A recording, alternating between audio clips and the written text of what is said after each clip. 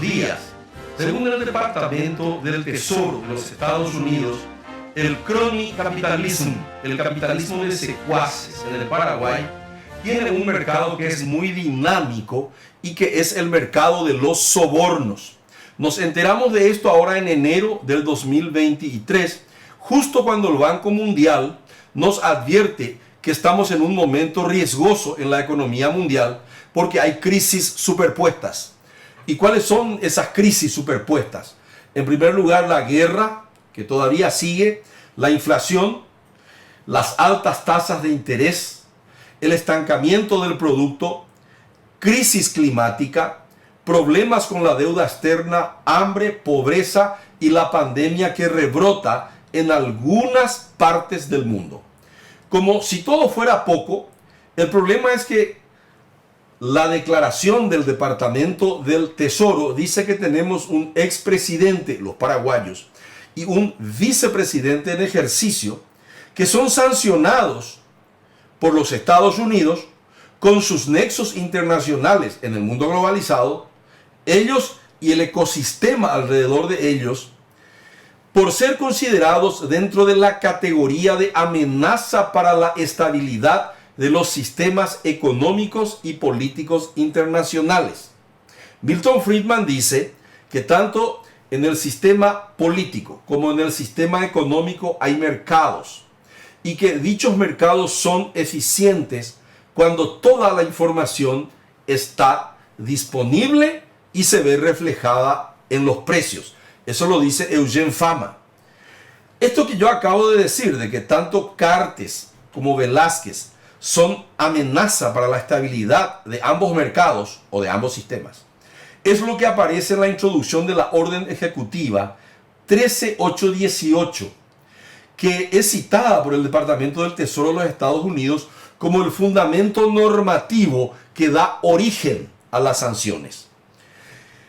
Esa sanción o este esquema normativo que da esas sanciones está enfocado el sistema normativo en combatir el abuso de los derechos humanos y la corrupción, ambas, que socavan los valores que constituyen la base esencial de sociedades estables, seguras, sociedades democráticas. Está para sancionar a personas que degradan el Estado de Derecho, sean personas físicas o jurídicas, ¿verdad? Perpetúan conflictos violentos, fíjense, facilitan actividades de personas peligrosas y socavan los mercados económicos. Un vademecum de delitos que apuntan a dos protagonistas de los más representativos, digo yo, del Estado en el Paraguay. Siendo así, el capitalismo de secuaces fue sancionado porque no funciona conforme a lo que los Estados Unidos esperan, fair play, una especie de irrespeto permanente a las reglas del juego. Para no hablar de ambos, voy a ejemplificar sobre lo cual estoy hablando con respecto solo al expresidente. La primera vez que fue sancionado fue una designación de corrupción significativa del 22 de junio del 2022, una sanción solamente reputacional. El pueblo paraguayo, que el día de hoy, el Secretario de Estado de los Estados Unidos, Anthony Blinken, anunció la designación pública del expresidente Horacio Cartes debido a su participación en actos de corrupción significativos. Esa vez vino de parte del Departamento de Estado de los Estados Unidos y tuvo consecuencias, repito, reputacionales limitadas. La segunda ya es una sanción específica, aplicada el 26 de enero, o publicada por lo menos, del 2023, por el Departamento del Tesoro de los Estados Unidos por medio de su Oficina de Control de Activos Extranjeros, OFAC. Esta última sanción ya tiene consecuencias concretas sobre la marcha de los negocios del expresidente, bloqueando sus activos relacionados con los Estados Unidos y advirtiendo al ecosistema, repito, de negocios alrededor suyo que puede sufrir sanciones adicionales si negocian con el sancionado. Argel esta sanción. Como consecuencia de que esto incluye a quienes lo rodean, su socio Andrónico Luksic, por medio de su empresa CCU, ya anunció que inicia los procesos para terminar su sociedad con el grupo Cartes en Bebidas del Paraguay, Sociedad Anónima. En idénticos términos, el mismo Luksic en otro comunicado también informa que se retira de la empresa Inex o Enex, que también está en Paraguay y que comercializa combustibles. La primera designación pública del 2022, fase 1, incluía puniciones familiares para sus hijos, Juan Pablo, Sofía y María Sol, quienes quedaron impedidos de ingresar también a Estados Unidos. En la sanción 2023, fase 2, las consecuencias incluyen a 4 empresas nombradas en el documento, las cuales son, voy a decir en español, Tabacos USA, Bebidas USA, Dominica Acquisition y Frigorífico Shahá, SAE. Habría que saber si esto es una secuencia estandarizada que debe culminar con la fase 3, que ya supondría la participación del Departamento de Justicia de los Estados Unidos. Esto quizás suponga ya una privación eventual de libertad por medio de algún pedido de extradición. Nadie lo sabe. Ahora, esta hipótesis se deriva de la primera declaración del 2022, cuando ya los Estados Unidos advertían que todas las herramientas a su alcance, al alcance de los Estados Unidos, serían utilizadas como investigaciones, extradiciones, en comillas y negritas, sanciones financieras, que ahora ya aconteció, y restricciones de visa, que también ya existen. En consecuencia, las sanciones en concreto. En primer lugar, que todos los bienes e intereses en activos de los sancionados dentro de los Estados Unidos, no en el Paraguay, dentro de los Estados Unidos, o que en lo sucesivo ingresen a los Estados Unidos o estén bajo control de algún estadounidense relacionado con el señor Cartes o el señor Velázquez, quedan bloqueados. Bloqueados. No pueden ser transferidos, vendidos, pagados, exportados. Congelamiento total. Grave esto, ¿no? Y sigo. Además, ahora viene la joda. Pueden no ser norteamericanos, pero todos los que ayuden financieramente, provean tecnología, bienes o servicios a los designados y sancionados, también corren el riesgo de ser punidos. Como existe mucha extraterritorialidad física y hay mucha extraterritorialidad norteamericana, que puede ser digital la territorialidad norteamericana. Entonces, por lo que digo yo y entiendo, todos los nexos que estén ayudando tecnológicamente a estos sancionados, al señor expresidente y al actual vicepresidente, pueden ser también punidos, o por lo menos entran bajo sospecha. Si gran parte de las actividades son informales, como parece que son, la sanción tiene atajos de mitigación, digo yo. Es la esperanza de muchos secuaces que acompañan las intenciones políticas de quienes estén sancionados. ¿Qué significa la sanción para los paraguayos? En la perspectiva política y en la descripción de sus causales, las etiologías de las sanciones desnudan un esquema de sobornos supuestos y otros no tan supuestos, que desde hace más de 10 años ha permitido este esquema el copamiento de la política paraguaya por parte de los intereses del capitalismo de secuaces, representado, por ejemplo, por el expresidente. Es un capitalismo sin mercado, como voy a mostrar ahora, y una política sin políticas, para el bien común, para el bien común. En mi percepción, es muy difícil que la política institucional, con la red de compra-ventas de personas y de conciencias, que se detalla más abajo, ahora voy a contar, y que ya está atendida, es muy difícil que se le pueda ganar a su candidato en el 2023, o era muy difícil por lo menos hasta antes de esta sanción de que sea publicada. El documento del 26 de enero señala que la acción de hoy, de ese día, expone la corrupción endémica que socava todas las instituciones democráticas paraguayas. Según el Departamento del Tesoro, el expresidente sobornó casi a toda una república. Voy a leerlo ahora, o voy a explicarlo yo con mis palabras. Primeramente, para ser candidato a presidente dentro de la ANR, pagó por cabeza $10.000 a todos aquellos que podían violar lo que decían las normas de la ANR, convirtiendo a la ANR en una especie de outlet de un producto fuera de norma, que ahora ya era dentro de la norma. O sea, cambiaron la norma para que algo que sea fuera de norma, como en esos outlets que te venden un zapato que salió medio dañado, y eso en lo que convirtió a la ANR y pagó minucias, $10,000 per cápita, lo dicen los estadounidenses. Primeramente, para ser candidato, entonces pagó eso. La palabra, contesto. Lo dije y lo repito, aunque me están empujando bajo el dintel de la puerta, sigo perteneciendo al movimiento que ayudé a crear y a la candidatura que ayudé a crear. Muchas gracias.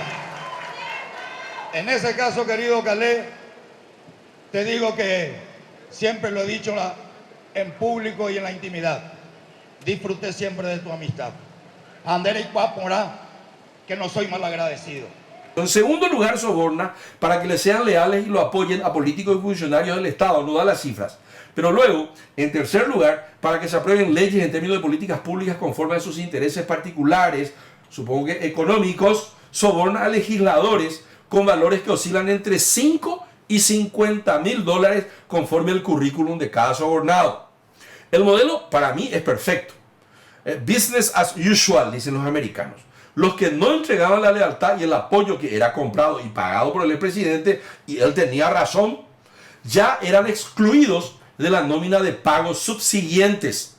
Era una empresa que compraba conciencias. En el 2017 se pasó de la raya. Dicen los norteamericanos que intentó pagar, o por lo menos prometió, $1 millón para que se viole la Constitución Nacional y él sea fuera de la norma. El modelo Black Friday, una liquidación, él dijo, 1 millón, modelo Black Friday, y yo puedo ser presidente por una enmienda constitucional. No le salió, porque dice el documento norteamericano, por un impulso infructuoso de reforma constitucional para ser reelecto. No conforme con este fracaso en su unidad de negocios, Strategic Business Unit, dirían los americanos, siguió pagando $50,000 mensuales, dicen los norteamericanos en el documento, a sus principales ejecutivos dentro del mercado político paraguayo. Es decir, tenía un CAPEX, gastos de inversión, y OPEX, gastos operacionales, para sus aventuras político-empresariales, hoy denunciadas que oscilaban entre $5,000 y $1 millón. Era un excelente negociador, digo yo, que maximizaba sus inversiones en modo extraordinario. No debemos olvidar lo barato de los precios de los que fungían los oferentes de los servicios citados por el documento norteamericano de la OFAC. Se regalaban. Para mí es un depredador del mercado en el sistema político, tal como nos enseña Milton Friedman, que ya lo cité. $5,000 a $10,000 para ser candidato a la presidencia de la República. Bananas. Dureza es. Convirtió entonces, como ya digo, la ANR en un outlet. Y bueno, sigamos. Los sobornos en la relación beneficio-costo eran nada. Los norteamericanos dicen, Horacio Cartes incurrió en actos de corrupción antes, durante y después de su mandato como presidente. Y expresamente nos cuentan que ellos lo tenían monitoreado desde el 2009, cuando comprando conciencia lograron las modificaciones que ya dije. Bien concreto era el Departamento de Estado y bien concreto era el Departamento del Tesoro. Ellos no son el Departamento de Justicia, que juzga, exige pruebas y después sanciona. Ellos son, según estuve leyendo en el portal del Departamento del Tesoro, exactamente un órgano ejecutivo que evalúa comportamientos o hábitos sociocomportamentales en el mercado económico y en el mercado político y sanciona, pero sanciona solo, única y exclusivamente en su territorio. Es decir, los norteamericanos nos cuentan los precios pagados en concepto de sobornos en cada etapa del business plan del señor empresario. Hay mucha gente que cree que esto es algo solamente mediático. Yo creo que es grave. La sanción se hizo donde más le duele a un empresario en su mundo de negocios, en el mercado. Queda prohibido que todo lo que eluda la sanción y lo que intente o lo que se intente para violar las prohibiciones queda prohibido y serán rigurosamente sancionados de nuevo. Los compliances en el mercado financiero son muy duros, porque el mercado financiero, así como el mercado de la aviación, es uno de los mercados más regulados del mundo. ¿Y por qué el mercado financiero? Porque es el mercado de mercados por excelencia. Allí es donde confluyen otros mercados. ¿Y qué va a pasar? Hay gente que dice la economía paraguaya va a sufrir. No, la economía paraguaya no va a sufrir, porque el mercado, en estas circunstancias, cuando un depredador tiene algún problema, rápidamente el mercado compra las empresas del depredador. Algunos empresarios estarán felices porque le vendieron por 2 y ahora con esta sanción pueden recomprar, u otros pueden comprar por 1, porque están depreciadas las empresas de este señor. No se va a cerrar ninguna empresa, al contrario. Estuve anotando cuáles son algunas empresas, 3 o 4 nomás son las que ganan dinero, o las empresas lucrativas. Mucha gente dice que es el mayor contribuyente del Estado paraguayo. Está en el número 26 entre los que aportan a la renta. A $2 millones nomás paga Tabesa a el Estado paraguayo en concepto de impuesto a la renta. Número 26, es decir, prácticamente no paga nada, ¿verdad? $2 millones por año es una miseria. Y paga $28 millones entre todos los impuestos, incluyendo el selectivo al consumo, que es un impuesto que pagan los consumidores, por eso es al consumo. Y allí paga 28 millones. Dentro de estos 28 millones, 2 millones es a la renta y 26 millones nomás luego fue impuesto al consumo. O sea, 26 al consumo y 2 impuestos a la renta, 28 millones. Sobre todo lo que recauda el Estado paraguayo es 0,5%. Nadie es tan grande en el Paraguay como para concentrar los impuestos que se pagan al Estado paraguayo. La ANDE en realidad es el mayor aportante al Estado paraguayo con 48 millones de dólares según el ranking de aportantes de la SED. Es decir, no es nada. Yo quiero tranquilizarle a la gente que no va a pasar nada. Es decir, no va a haber ni corridas bancarias, nada. Todo va a estar en la paz del Señor. Acá estoy mirando. Itaú es el mayor contribuyente, ¿verdad? Estuve mirando entre los mayores. A la renta, por ejemplo, es Itaú, solo a la renta. Cervepar, Banco de Fomento, Ande, Agro Santa Catalina, creo que de Favero, Multimedios, Banco Continental. Y allá me voy y encuentro en el número 26, $2 millones miserables. No es nada en impuesto a la renta, absolutamente nada. Y si nosotros miramos los otros impuestos, vuelvo a repetir porque esto es muy importante, entre todos los impuestos realmente está con apenas 28 millones de dólares. ¿Y cuánto es el Banco Basa? Algunos dicen el Banco Basa es enorme, se va a caer todo. No, el Banco Basa es un banco que no va a tener ningún problema. Tenemos también Shahá, una empresa importante que con creatividad y con esfuerzo seguramente se hizo. Pero veo los frigoríficos que pueden trabajar con Shahá de ahora en adelante si es que se quiere vender parte o el todo. Eso se llama capitalización de empresas. Hay gente que sabe hacer eso. Fusiones, adquisiciones, private equity, lo que fuere. Concepción, gran frigorífico que está en el norte. Frigorífico Guaraní de los Campercholi. Minerva, enorme frigorífico de origen brasilero. Los Lazos, Atenas, que es JBS, frigorífico de Belén, Pala frigorífico. No va a pasar nada, todo tranquilo. Después estoy mirando, el Sheraton y el Aloft pueden volver a abrirse, estaban cerrados en manos del grupo, el expresidente. El Aloft puede volver a abrirse, a lo mejor alguien va a comprar barato eso y va a reactivar el Aloft, al contrario, puede ser que sea bueno. Y el Sheraton, no sé quién fue el que le vendió, hay un grupo importante de gente que está en el mundo financiero y en el mundo del real estate que le vendió el Sheraton. A lo mejor ahora recompran parte o todo y hacen funcionar el Sheraton de una manera mucho más dinámica.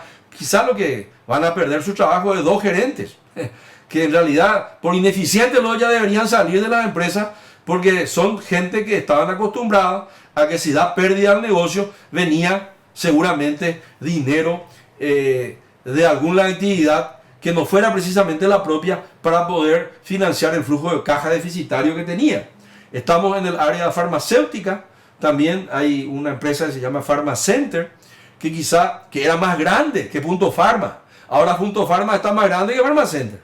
Seguramente por eso Punto Pharma, que tenía pocos puntos de venta, le sobrepasó a una empresa. El señor expresidente debe estar luego molesto con estos sugerentes que perdieron market share ante alguien que era chiquitito como Punto Pharma y le comió todo el mercado. Entonces, con todas estas cosas, yo creo que tranquilamente no es mucho en el mercado del crédito. No hay por qué preocuparse. Cuando en una economía hay empresas que tienen dificultades, sean financieras o sean reputacionales, el mercado es muy rápido para que los hombres del mercado, del verdadero mercado, puedan comprar esas empresas y no se va a desemplear a la gente. Además, no es mucho tampoco lo que emplean. Estuve mirando entre 5.000, 6.000, pongámosle como muchos 7.000 empleados directos. No es gran cosa en una economía paraguaya donde hay 3.400.000 personas empleadas. Viola 7.000 sobre 3.400.000, no es nada. No mueve la aguja. Entonces, con esto yo doy tranquilidad a la economía paraguaya de que no va a pasar nada. Probablemente el señor Cartes, para poder sobrevivir, va a tener que vender algunos de sus activos que tienen relación o que pudieran tener relación con los Estados Unidos, y él también puede sobrevivir. Está sancionado, pero puede volver a recuperarse. Todo depende de que él tenga gerentes eficientes, no los ineficientes que hoy tiene, que dependen de flujos de caja derivados de una actividad ilícita en un mercado del extranjero. ¿Cómo vas a mantener una economía como la paraguaya? Mantenerte en una economía como la paraguaya desarrollando actividades que acá pueden ser lícitas, pero que en el exterior son ilícitas. No se puede hacer eso. Por lo menos los Estados Unidos dijeron eso, y en el Brasil todo el mundo sabe de que hay cigarrillos que allá son ilícitas. Aunque acá se venda con boleta, allá entran de contrabando. Probablemente no es el señor Cartes el que mete, pero su red de dealers sí son perfectamente delincuentes en el Brasil. Muchísimas gracias y muy buenos días.